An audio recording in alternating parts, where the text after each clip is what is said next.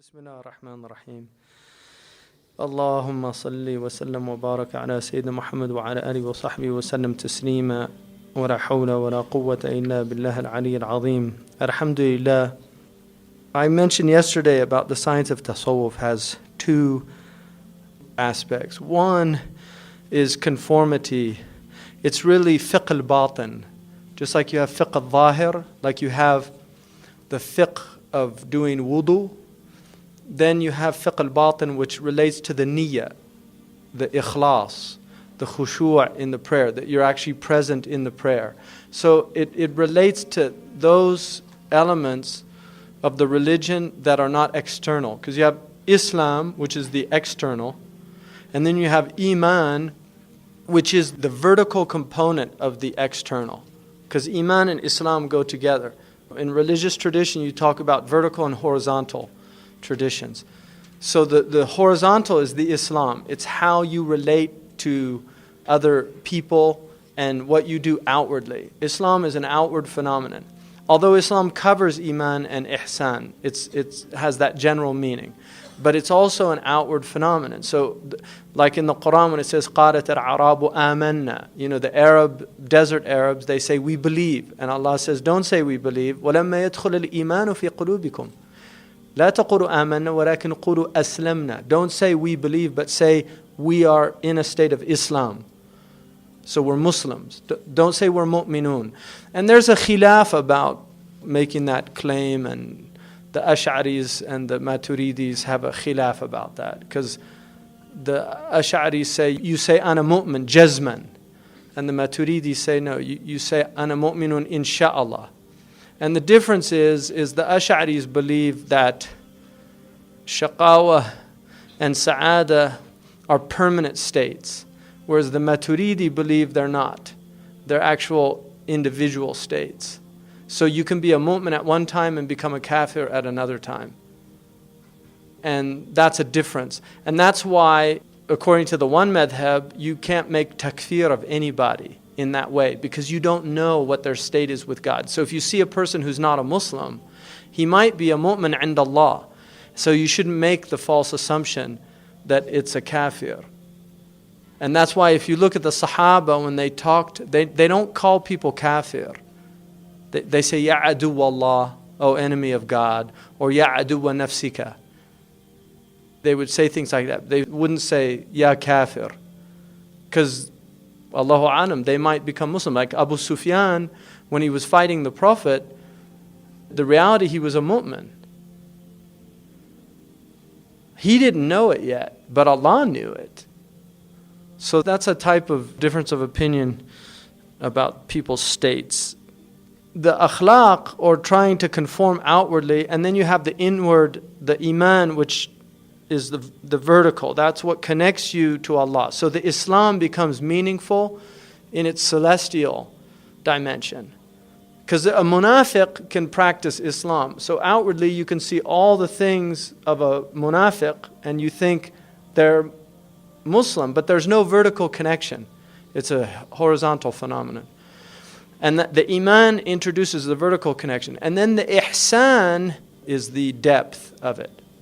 It brings in the third dimension of depth. So it brings depth to that vertical connection. Because the iman is moving towards completion. So you can have iman as a continuum. And this again is a khilaf. Abu Hanifa said iman doesn't increase or decrease. And that when it says that in the Quran, zadathum imana, it doesn't mean like they got more iman, they just got more things to believe in. But he considered iman to be one thing. And you either had it or you didn't. And so the increase in iman is not really an increase in the phenomenon of belief. It's just an increase in what you believe in.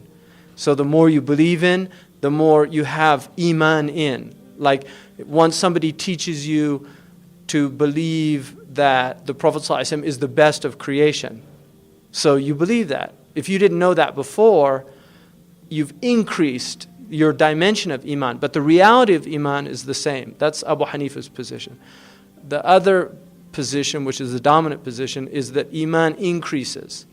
وَرُجِّحَتْ زِيَادَةُ الْإِيمَانِ بِمَا تَزِيدُ طَاعَةُ الْإِنسَانِ, that the preferred opinion is the increase of Iman based upon increase in obedience. So the more obedience, the bigger the Iman. So if you put the Iman of Abu Bakr in one kufa, like the Prophet said, and the Iman of the rest of the Ummah, with the exception of his Iman, Abu Bakr's Iman would outweigh the entire Ummah. So the Iman of a person differs. So increasing Iman, that's what Ihsan is about. Increasing the dimension of Iman. The Iman is the vertical connection, but now you're increasing the actual space of Iman. It's becoming bigger.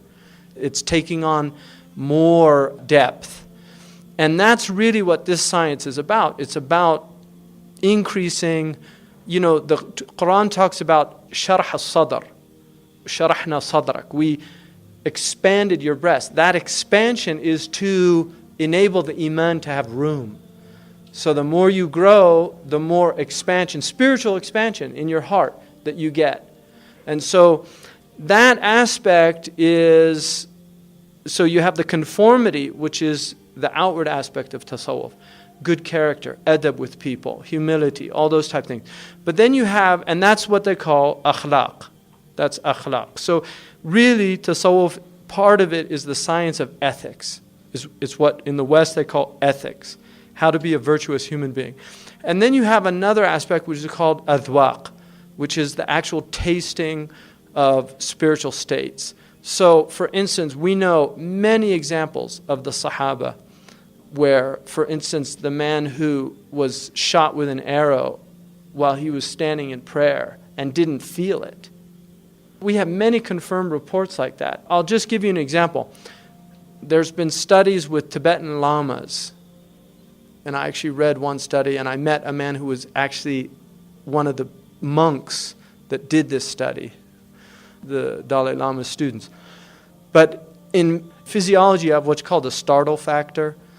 Like if you hear a loud noise, you get a reaction, central nervous system, and you can't stop that reaction.